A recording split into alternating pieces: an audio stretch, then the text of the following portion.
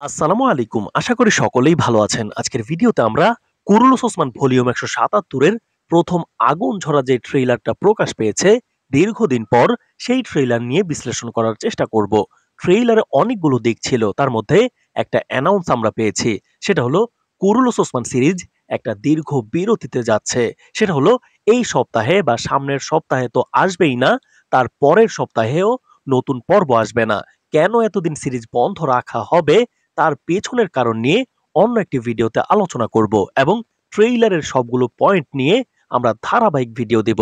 আজকের ভিডিওতে আমরা শুধু কুরুলুস ওসমান ভলিউম ১৭৭ এর ট্রেইলারের সব থেকে আকর্ষণীয় যে বিষয়টা, সেটা হলো ইলবে কিন্তু কাই বসতির ক্ষমতা দখল করে নিয়েছে। অর্থাৎ ইলবে যেটা বলেছে আগে, সেটা কিন্তু ইলবে করে ফেলেছে।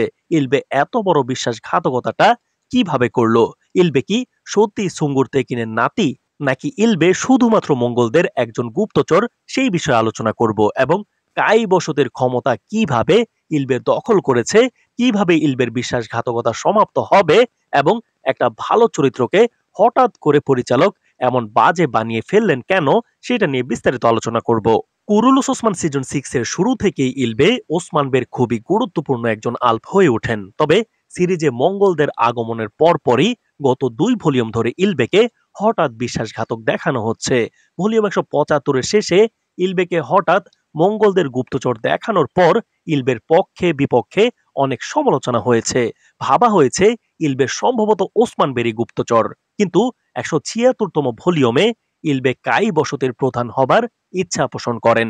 কাই বসতির সবাইকে পানির মধ্যে বিষ দিয়ে মৃত্যুর দিকে ঠেলে দেন। এমনকি ওরহান বে এবং ওসমান বের বন্দী হবার পেছনে ইলবেই মূল বিশ্বাসঘাতক ছিলেন। সবকিছু মিলে ইলবে বিশ্বাসঘাতক, সেটা প্রমাণিত। কিন্তু কুরুলুস ওসমান ভলিউম ১৭৭ এর প্রথম ট্রেইলারে যেটা দেখানো হলো, এটা চূড়ান্ত পর্যায়ে চলে গিয়েছে ইলবে। ট্রেইলার অনুযায়ী আমাদের মতে গত ভলিউমে যখন ওসমান বে মঙ্গল ঘাঁটিতে বন্দী হলেন, সম্ভবত এখানে ওসমান বের সাথে কমান্ডার উলুগানের একটা তর্ক বিতর্কের এক পর্যায়ে উলুগান বলবেন, চলো ওসমান, তোমাকে তোমার বসতিতে নিয়ে যাই, তুমি নিজের চোখেই দেখবে তোমার বসতির কি পরিণতি হয়েছে।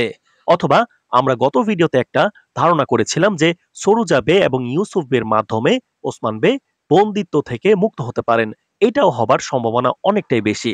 তো ওসমান বে এসে দেখবেন কাই বসতির সবাই বিষে আক্রান্ত, অগণিত লোক মারা গিয়েছে, অনেকে এখনো অসুস্থ।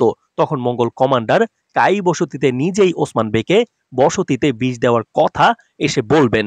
ট্রেইলারে আমরা দেখতে পাচ্ছি উলুগান ওসমান বেকে লক্ষ্য করে বলছেন, বলো ওসমান, তুমি কি তাদের শেষ দেখতে চাও? তুমি তোমার সিদ্ধান্ত জানাও। অর্থাৎ যেহেতু উলুগানের কাছে এই বিষের ঔষধ আছে, তখন ওসমান বেকে উলুগান বলবে, তুমি যদি ক্ষমতা না ছাড়ো তাহলে এই বিষের প্রতিষেধক আমরা দিব না। তখন আমরা ট্রেইলারে দেখলাম জনগণদের জীবনের বিনিময়ে ওসমান বে নতি স্বীকার করে ফেলেছে। শুধু বিষের প্রতিষেধক নাকি অন্য কোনো শর্ত ছিল নতি স্বীকারের পিছনে, এটা আমরা পরের ভিডিওতে আলোচনা করব।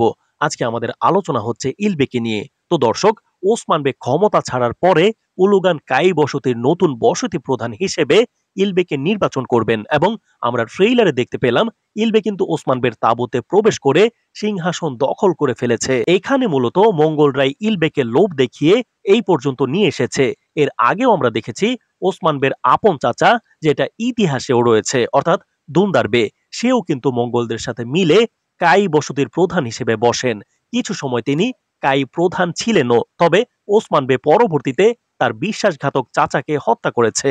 তবে ইলবের বিশ্বাসঘাতকতার বিষয়টিতে অনেক কিছুই ঘটতে পারে। আমরা একে একে সবগুলো সম্ভাবনা আপনাদের জানাবো। এবার আমরা আলোচনা করব ইলবে আসলেই বিশ্বাসঘাতক হিসেবে ওসমান বের সিংহাসন দখল করবেন কিনা।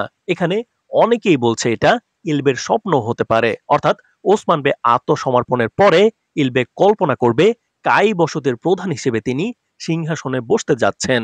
আর যদি সত্যি সত্যি ইলবে এই ক্ষমতা দখল করে নেন, আমাদের হাতে তথ্য রয়েছে এটা একটা কল্পনাও হতে পারে। যদি এটা ইলবের কল্পনা না হয়, সিংহাসনে ইলবেকে মঙ্গলরা বসায়, তাহলে ওসমান বের চাচা দুন্দার বের মতোই ওসমান বে ইলবেকে হত্যা করবেন।